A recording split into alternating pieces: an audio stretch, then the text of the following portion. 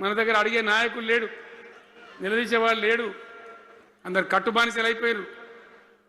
ఆ పరిస్థితులలో మూనిగే నక్క మీద తాటికాయ పడ్డట్టు ఆనాడున్న ముఖ్యమంత్రి చంద్రబాబు నాయుడు కరెంటు ఛార్జీలు పెంచాడు, భయంకరంగా పెంచాడు. తెల్లారి నేను ఒక ఉత్తరం రాసిన, నీ కరెంటు ఛార్జీల పెంపుదల వాపసు తీసుకో, లేకపోతే ఈ సమైక్య రాష్ట్రంలో మాకు న్యాయం జరగదని నేను ఉద్యమానికి పోవాల్సి వస్తుంది, తెలంగాణ కోసం కొట్లాడాల్సి వస్తుందని చెప్పి రాసిన. ఆయన తీసుకోలే. కొంతమంది రైతులు పాపం పోరాటానికి వచ్చింది. మీరు కొత్త వాళ్ళు చూడకపోవచ్చు, కానీ చాలా పాత వాళ్ళకి తెలుసు. పోరాటానికి హైదరాబాద్కి వస్తే నిరసన తెలపడానికి పట్టపగలు 11:30 గంటలకు బషీర్ బాగులో ఇష్టం ఉన్నట్టు విచ్చలవిడి కాల్పులు జరిపి చంపేస్తే 3 రైతులు అక్కడికక్కడనే ప్రాణాలకి చచ్చిపోయారు. ఆ తర్వాత నిర్ణయం తీసుకున్నవిగా ఇక లాభం లేదు, ఎదురు తిరిగితే కూడా మీరు కాల్చి చంపుతున్నారు, జెండా ఎత్తడం ఒకటే తప్ప మార్గం లేదని చెప్పి ఆనాడు నేను తెలంగాణ ఉద్యమానికి శ్రీకారం చుట్టాను. ఎంబడ ఎవడు వచ్చినా సరే రాకున్నా సరే ప్రజలున్నారు, యువకులున్నారు, చూసుకుందాం దేకలేంగని చెప్పి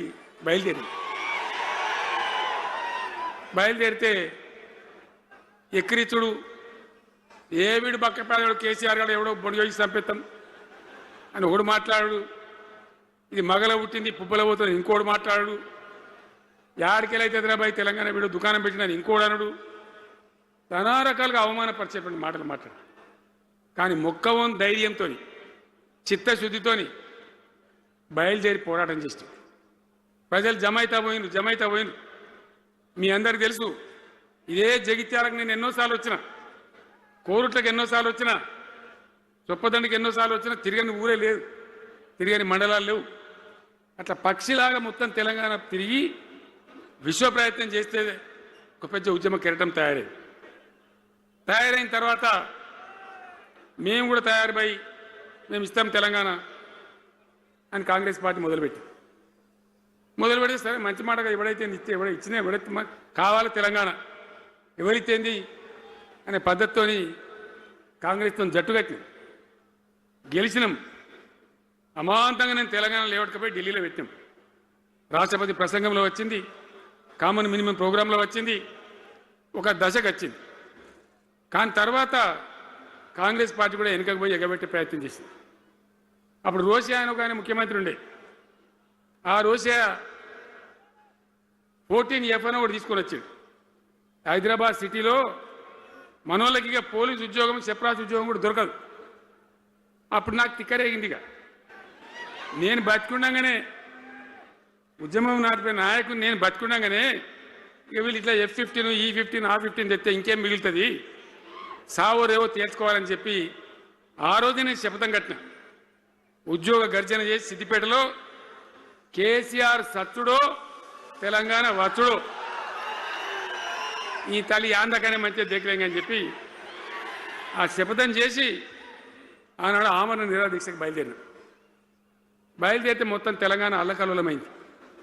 మీరు కూడా ఎక్కడోళ్ళు అక్కడ వందల వేల గ్రామాలలో టెంట్లు, లులులు, పార్లమెంట్లో అల్లకల్లోలం, ప్రజలంతా గందరగోళం చేస్తే అప్పుడు ఒక ప్రకటన ఇచ్చింది. చిదంబరం అంటే ఆయన వచ్చి హోంమంత్రి, తెలంగాణ ఏర్పాటు చేస్తామని నువ్వు దీక్ష బంద్ చేయి. నమ్ముతాం కదా, కేంద్ర హోంమంత్రి చెప్పినాక మరి నమ్మాలి కదా.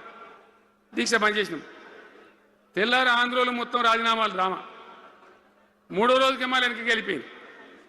మళ్ళీ అప్పుడు జేఏసీ తయారు చేసి అన్ని పార్టీలను పెట్టి నానా తంటాలు పడి మళ్ళీ ఒక 3.5 ఏళ్ళు భయంకరంగా కొట్లాడితే మీరందరూ ఎక్కడి వాళ్ళు అక్కడ ఆశీర్వచనం ఇస్తే మీ ప్రేరణతోని మీ స్ఫూర్తితోని చివరికి తెలంగాణ రాష్ట్రం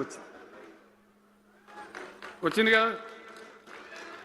వచ్చిన తర్వాత మీరేం చేసినారు, దీని మంచో చెడనో చూసే బాధ్యత నీకే అని చెప్పి నాకు అప్పచెప్పి పని మొదలు పెట్టాలి. ఎట్లా కొత్త కుండలో ఈగలు వచ్చినట్టు దీని ఆర్థికం తెలియదు, కథ తెలియదు, చాలా చాలా కష్టమైనటువంటి క్లిష్టమైన పరిస్థితి, అంత అలకటి పని కాదు. ఏం చేయాలా, ఎక్కడికక్కడ పెద్ద భయంకరమైనటువంటి బాధ, చాలా ఇబ్బంది. ఇదే జిల్లాల చాటిపల్లి ఉంటుంది, చొప్పదండి మండలంలో జిఆర్ రెడ్డి గారు అని చెప్పి పెద్ద ఆర్థిక శాస్త్రవేత్త. ఆయన బీహార్లో పనిచేస్తూ ఉండే. నేనే స్వయంగా జిఆర్ రెడ్డి గారికి ఫోన్ చేసి, అన్నా మన సొంత రాష్ట్రం వచ్చింది, మనం బాగు చేసుకోవాలి, మీరు రావాలి అని పిలిపించుకొని అట్లాంటి వాళ్ళందరినీ సమూహపరచుకొని ఒక ఎజెండా వేసుకొని బయలుదేరి. అంతకుముందు సమైక్య రాష్ట్రంలో మొత్తం తెలంగాణ చెరువులు నాశనం చేసింది.